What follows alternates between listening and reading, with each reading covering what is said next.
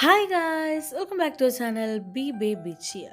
Welcome to the day 8 of വീട്ടിലെ Christmas. അപ്പോൾ ഇന്ന് നമ്മുടെ ലിവിങ് റൂമിൻ്റെ ഒരു ഫൈനൽ ലുക്ക് കണ്ടാലോ?